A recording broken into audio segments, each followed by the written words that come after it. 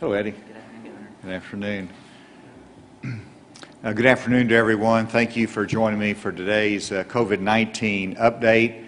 I'm pleased to be joined by Secretary Jose Romero, Secretary Johnny Key of the Department of Education, and we've got Secretary Solomon Graves here at the Department of Corrections to give an update as well. So we've got a full schedule today, but let me start by addressing the fact that Representative Dan Sullivan and a few other legislators have filed a lawsuit challenging the executive authority to deal with the current emergency that we have. And I think it goes without saying that this is really not an attack on the Department of Health, but it is an attack on the broad executive authority that I, as governor, have acted under during this emergency. And this actions that I have taken during the emergency is based upon what has been approved by the Arkansas General Assembly that gives the authority for a governor, a chief executive, to manage an emergency and to act quickly because it is that type of urgent situation. At least 7 of the legislators that are named in the suit were on the Legislative Council at the time the rule was approved, which allows the Department of Health to issue the directives that are in question today. And so that was in December of 2018, and the legislature wisely approved those rules that gives authority to the Department of Health and the executive branch to act during this emergency. The argument of the legislators is that they consider the Department of Health guidelines and directives as rules that the General Assembly should review, should change, should rewrite, should allow or disallow. And I don't know of, even though my great respect for members of the General Assembly, they bring a great deal of expertise, I don't know any of them who are as qualified in public health matters as our epidemiologists and our public health leaders at the Department of Health. Regardless of that, responsibility has been assigned to them, and under the legislators' argument, the General Assembly would be deciding what the public health guidelines should be for the Salt Bowl at War Memorial Stadium. They would be deciding and debating what kind of guidelines should be in place and directives be in place to have audience at Razorback Stadium or Arkansas State University. Or they would be debating whether we should have the chuck wagon races in Clinton because those are based upon public health guidelines, directives and guidelines that is assigned to the Department of Health.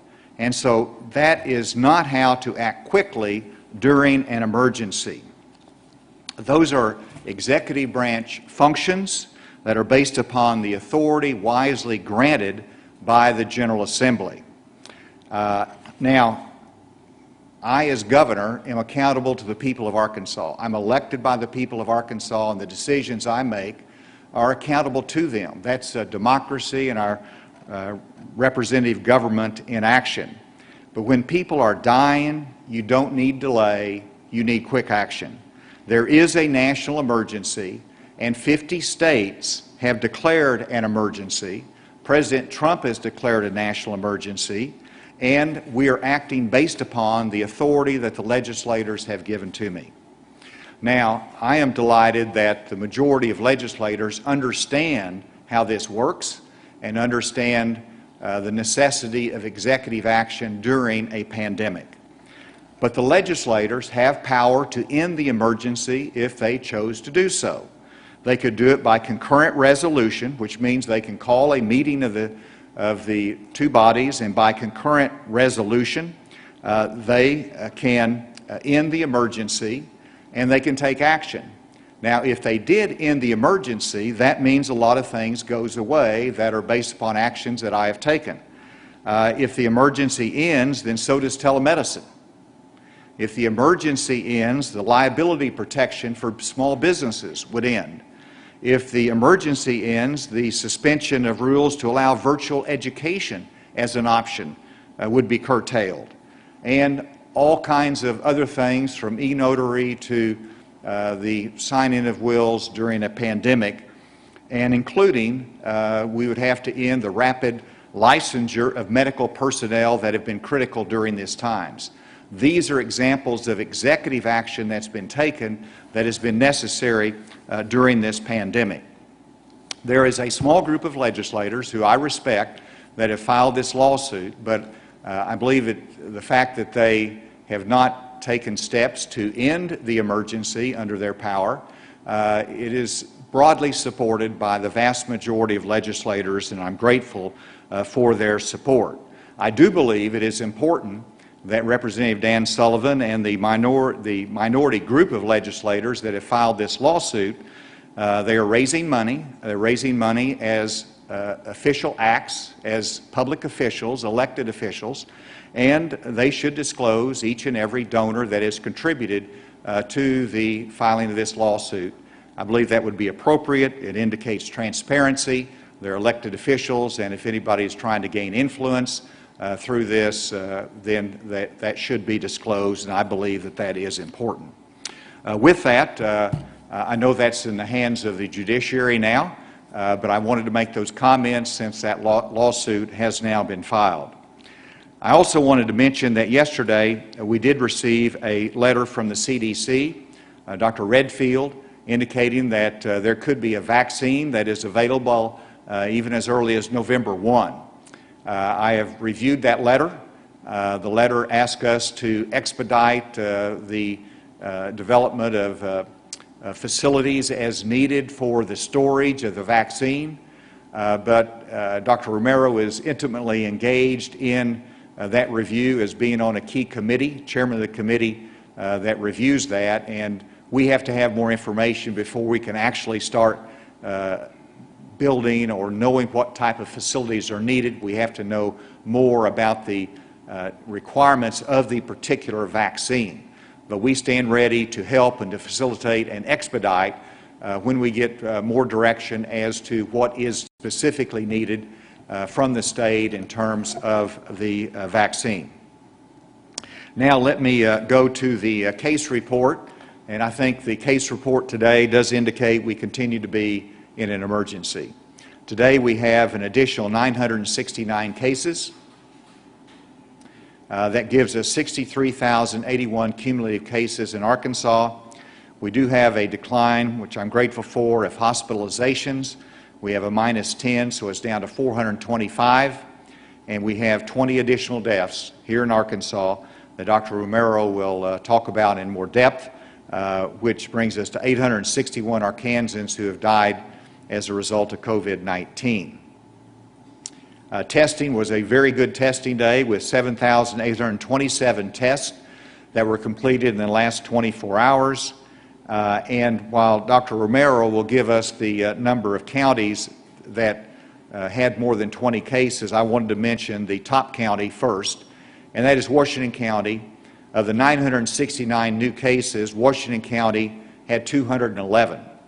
Now, obviously, in Washington County, we have the University of Arkansas, and 81% of those new cases were between the ages of 18 and 24. And so I think it can safely be surmised that many of those new cases are college students. And it's just a signal that we have a lot of work to do here in Arkansas, that the virus is still out in our community in various ways, and we have to protect each other. We have to follow these guidelines. And I want to urge all of the college students as we go into the Labor Day weekend. I understand many will probably not be going home since they just got on campus, so they'll be around and they'll have some free time. And you've got to be cautious over this weekend because 900 cases can be 1,500 cases. 211 cases in Washington County could become 500 cases in Washington County. So we need, and it's not just Washington County, there's Jefferson County, there's Craighead County. We need all of our college-age kids to take this more seriously than the average college student takes a pandemic. And we ask you to make sure you protect others over the course of the weekend so we can continue and to have the kind of school year we all expect. With that, let's go to the graphs. And we can see the high number of cases, which is it's not past the top, the largest day, but it is certainly a high day that we've had. Let's go to the next one. You see the rolling average. It has an uptick today. Hopefully that rolling average will not go up. The next one is the number of hospitalized, and we see it dip down a little bit, which is encouraging to us. We'll see where it goes from here, but we don't want to get to the high number we had before. On the active case,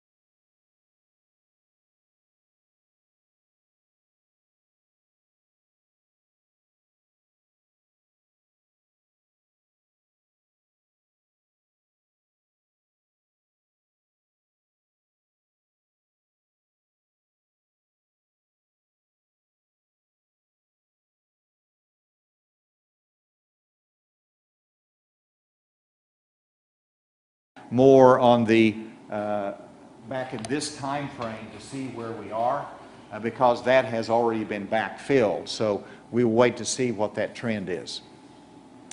And then this just shows that we had a good day in our testing with our commercial labs and with our Department of Health. And I think that's, and back on the antigen testing, no, the one we had. This is showing what's going to be on the website today, right here. This is going to be on the website, and this is how it's going to be the antigen testing volume and percent positivity. That will have it broken down for the longer time period and then the most current time period, and then the total number of confirmed and probable cases.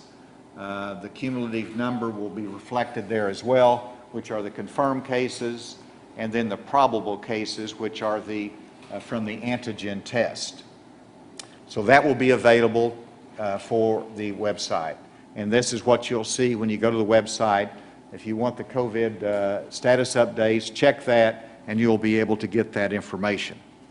And then finally, before I turn it over to Dr. Romero, it is significant to note that while we are challenged in higher education, in K through 12, if you look at where we started schools and the number of positive cases in the schools versus where we are now after the completion of a week and a half, almost 2 weeks, we're only up one additional positive case in our K through 12. And so Secretary Key, all the administrators, teachers, the students, they're really doing a good job out there, and those are encouraging numbers. With that, Dr. Romero.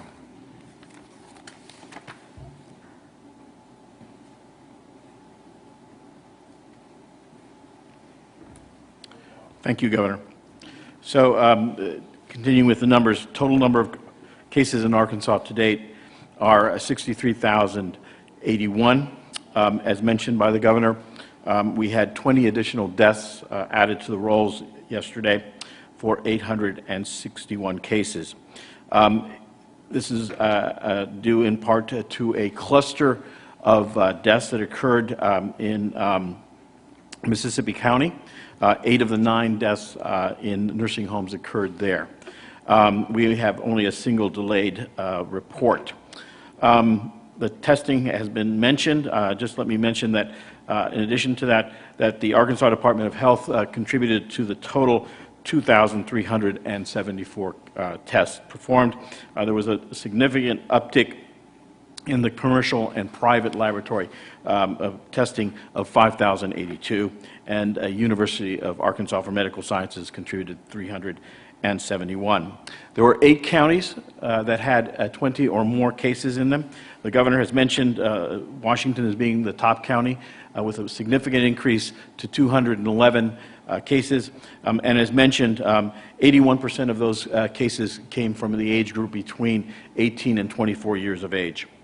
Pulaski County also suffered an increase of 90 cases. Benton, 47 cases, was number 3. Jefferson County increased to 38. Important to note again that the colleges are contributing significantly to that number. 50%, approximately 50% of that increase was due to individuals tested between the ages of 18 and 24. Number 5 was Sebastian at 36, followed by Saline at 33, Faulkner at 27, and Craighead at 25. One more piece of information. In comparing the start of college to where we are today, we've had a significant increase again in that number of individuals. So 250 new cases among the college age group. So the colleges, universities are driving this forward. So I think that my message for today is that really, again, directed towards the college and university students. We are seeing significant numbers of cases from those institutions. They are the reflection of a less than rigorous adherence to the recommendations that have been made over and over again, and I will repeat them, I'm sorry. Using your face mask, social distancing, hand washing. As I mentioned yesterday, I understand and we all know that college is a time to socialize, but we need to do this in a very responsible manner. And as the governor mentioned, we're coming up on a major holiday. This will give the college students a lot of free time, and as mentioned, many are not going to be going home. So I cannot stress enough the importance of this, because this will increase significantly more if it's not brought under control now. So with that, I'll end and turn the podium back over to the governor. Thank you, sir. Secretary Grace. Excuse me, Secretary Grace.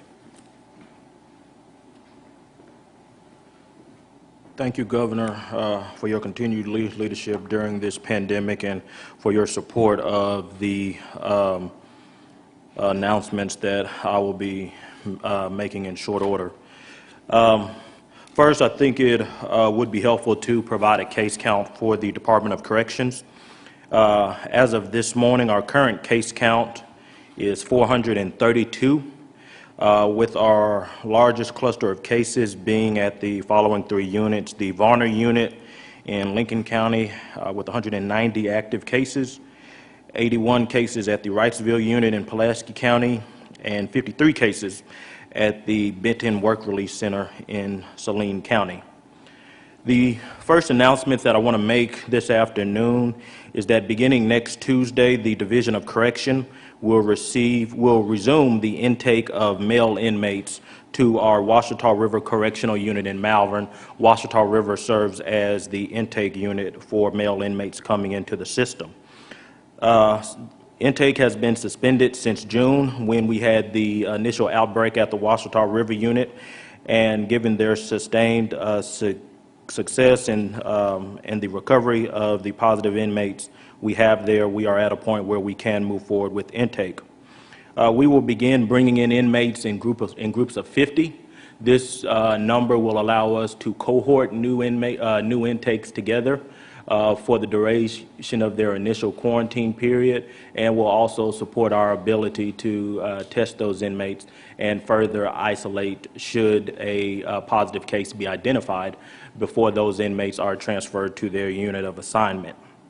As of this morning, there are currently 1,484 male inmates backed up in the county jails, and we understand that this does place a real burden on our partners in the local law enforcement community as they themselves continue to grapple with the impact of COVID and their need to create space within their county jails.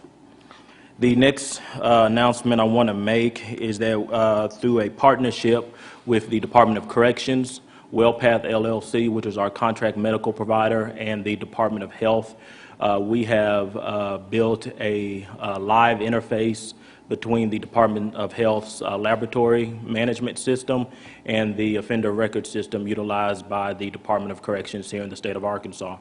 This interface will allow us to electronically process laboratory results for the first time during this pandemic. Since the beginning of this pandemic, we have been manually processing lab results, which have often required our medical staff to work most evenings and weekends to process those lab results as quickly as possible. In fact, the lab results for a single patient were touched at least 4 times from start to finish before those lab results were considered to be fully processed by our contract medical provider. So that development is an exciting enhancement for us internally and is reflective of some of the successes we have been able to realize through Governor Hutchinson's transformation efforts since July 1. Finally, I want to announce that beginning next month, we will implement a phased reopening of in-person visitation at state prisons and community correction centers here in Arkansas. This phased reopening of in-person visitation will be informed by the case counts at the individual prisons and community correction centers, and also reflect the medical opinions of WellPath LLC and the Department of Health. The specific elements of our in-person visitation will be developed and finalized during the remainder of this month, but will likely include some of the following: COVID symptom screenings for all visitors, the identification of high-risk visitors, reduced visitation numbers, staggered visitation dates and times to allow for distancing of visitors at our facilities, and obviously the utilization of face coverings while in our facilities, along with the expansion of non-contact visitation throughout our correctional facilities. Governor, thank you.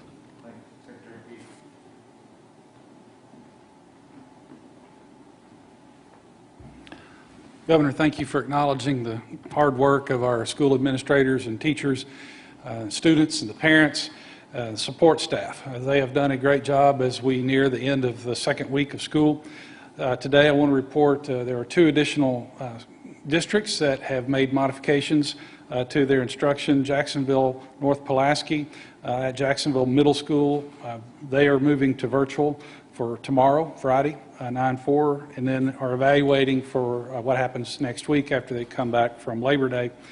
But again, this is primarily due to the number of staff that may have that have to be quarantined. Earl Elementary School with Earl School District, they've had a situation where 50% of the staff at their elementary school have had to be quarantined, and they are moving to virtual for the period from September 3rd through the 17th. And it's worthy to point out that over the last 2 weeks, we've had more students that have been impacted with weather issues than actually being out due to COVID. So it just goes to show that the work that our districts have done to prepare for pivoting to virtual instruction has been very important for other reasons besides the pandemic.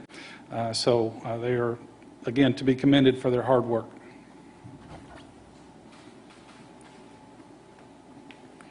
Thank you, Johnny. With that, we'll take any questions. You've said over the past couple of days several times, college students, please be responsible, take this seriously. What will you do if you see that they do not listen to you? Well, we will take the steps that are necessary in conjunction with the institution of higher education. There's a lot of tools that they have to encourage good behavior or to take steps if there's a congregate facility that's a particular problem. So they are policing themselves. Whenever you have 24,000 students at one institution and tens of thousands at others, that's a lot to manage. And the biggest challenge again is what happens off campus over the holiday, over the Labor Day weekend, and that's where It's not just what happens on campus, but happens off campus, and there's really nothing to be done about that except individual students that make the right decisions. And so we're trying to, as Dr. Fauci said, this weekend's going to determine a lot. We looked at, Memorial Weekend. You look at the July 4th weekend, which was not near as bad. But what will Labor Day weekend be like 2 weeks from now in terms of cases? That's in the hands of those students, and we're asking them to act responsibly. Speaking of Dr. Fauci, I saw he listed Arkansas as being one of the states that's at risk for a significant surge in cases. Would you agree with that? Or? Yes, I agree with that. I think it acknowledges that we have had cases that have not skyrocketed in terms of the peak, but when he pointed out that if you have an increased positivity rate, that's a sign that you're headed in the wrong direction, in trouble. Now, if you look at Washington County, you've got an increased positivity rate. Statewide, we're still in the safer zone in positivity rate. We're actually out of red and in yellow under the White House guidelines. So I think it was simply a warning for him. He's not saying it's going to happen. He's saying pay attention. And so that's the same message that we're trying to reinforce here in Arkansas. This is a very critical time this weekend. It's a critical time as to whether we go flat, whether we go down, or whether we're going to wind up going up because of increased activity and not following the guidelines. And so I'm glad he sounded that warning. We're seconding that warning today. Does the 50% of staff at that rural school having to quarantine, does that indicate a lack of social distancing in that school?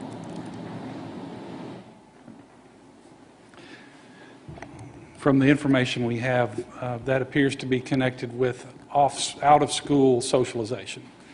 It does not appear to be connected with any type of in-school operations. Is there any question remotely? Yeah, Governor, this is Andrew with AP. I had a couple questions. Going back to the CDC letter that the state had received, are you concerned at all about the timeline of this and the possibility of this being motivated more by politics, given the timing of this being right before the election, and also want to see if Dr. Romero had any concerns about that as well in terms of the timing. And going back to U of A and the cases there, is there any kind of mixed message that's being sent to college students? We keep hearing that they need to avoid parties, they need to avoid crowds and use self-discipline, but we still have the bars open up there.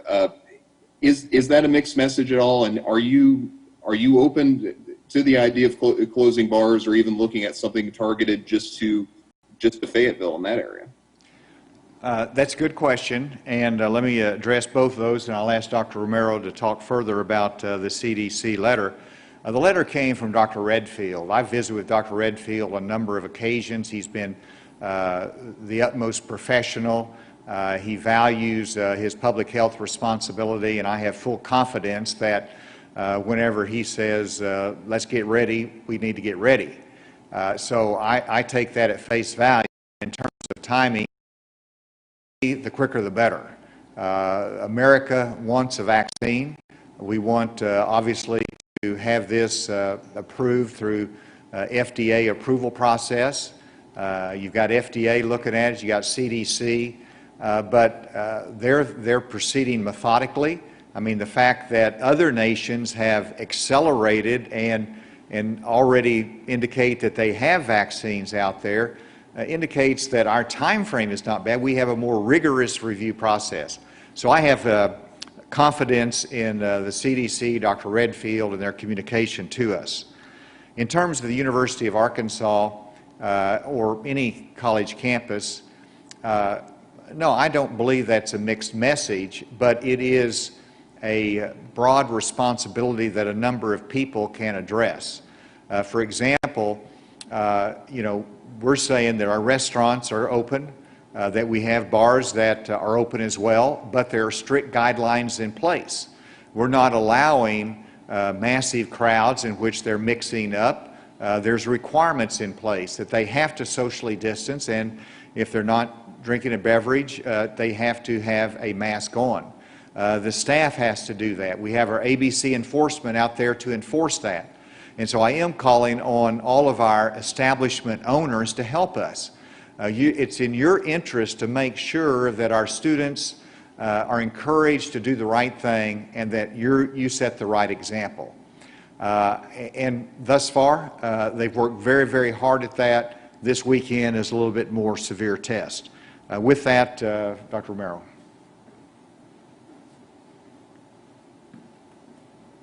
So I will limit my comments to the issue of safety of vaccine.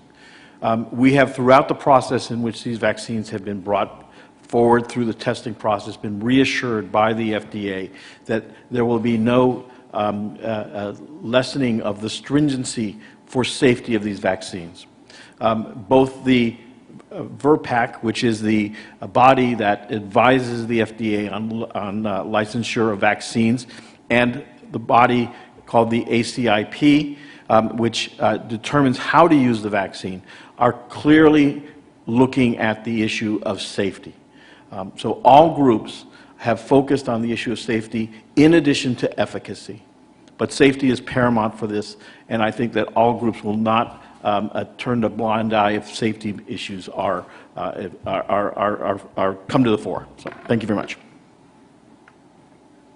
Next. Hi, Governor Hutchinson. This is Emma Claybrook with 4029 News. I have another question about the U of A.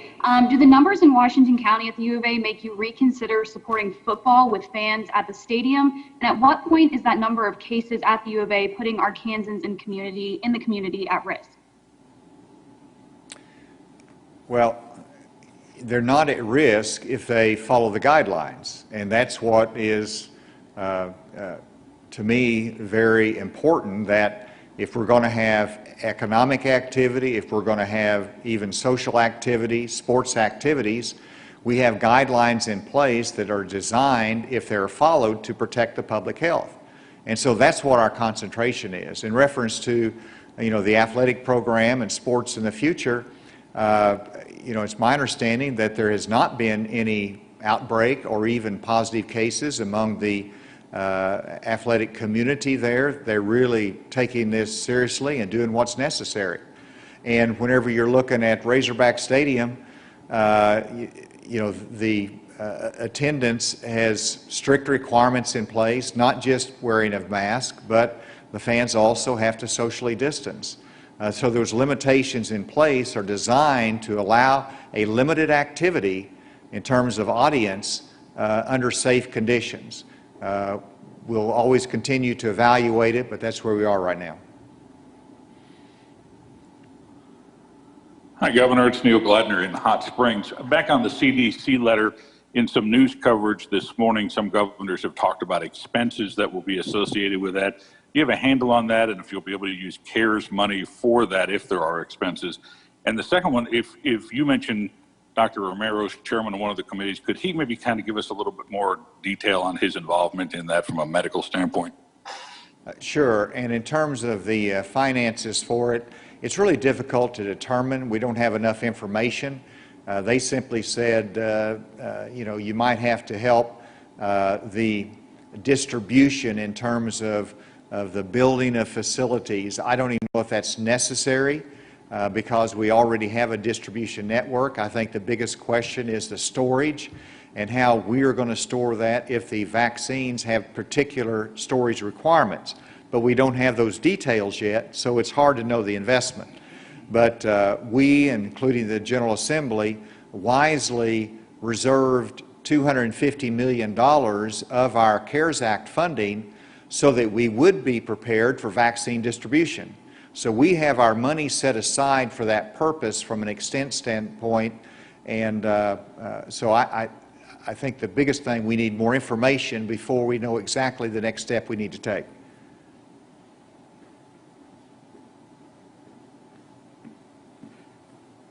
So if I understand the question correctly, it is what is my involvement with one of the two committees that I mentioned?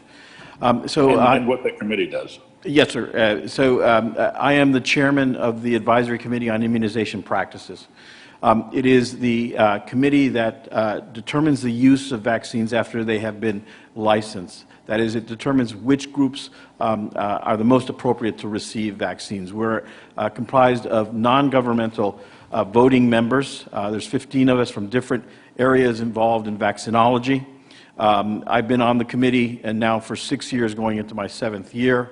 4 years as a regular voting member, 3 years as a chairman, and 2 years as vice chairman. It's the only non-governmental agency that makes, if you will, or issues recommendations for policy. Our recommendations go to the director of the CDC, who then either approves of them or rejects them, and they are published in the Morbidity and Mortality Weekly Report. Once they are reported or published in them, then the vaccine cost is covered by various agencies and insurance companies. So it's an important agency for the distribution, for the identification of which populations are important to receive vaccine. Thank you. We're fortunate to have our Secretary of Health on that key national committee, so thank you for your leadership on that. Next question. Other than the UA, are there other colleges where this is a problem? We've had a number of cases at UAPB, and the Department of Health is enhanced their testing availability and special testing events there at UAPB. So that's how they're addressing that. And you've got to remember back whenever we had in Northwest Arkansas other outbreaks in the Marshallese population, in the poultry industry, we really got in there and identified the cases and did our contact tracing, and we got that under control. It took us a while, but we got that under control. So, you know, even though we're having this spike of cases, the design is that we get in there, we isolate, we do our contact tracing, you know, we avoid the spread of that, even in that higher education community. So we've got our resources in place. But we want to make sure that the other institutions are covered as well, and those are the two that I would mention. All right. Yes, final question. Is there anything you can tell us about this cluster of deaths in the Mississippi County nursing home? What could have contributed to this cluster or the disease getting into the nursing home? We don't have any more details on that other than it was that number in that particular setting. With that, thank you for your attention today. Tomorrow, by the way, we'll be in White County. We'll be doing the broadcast from Searcy. Give us an opportunity to see that community, listen to them, and to give our report statewide. Thank you.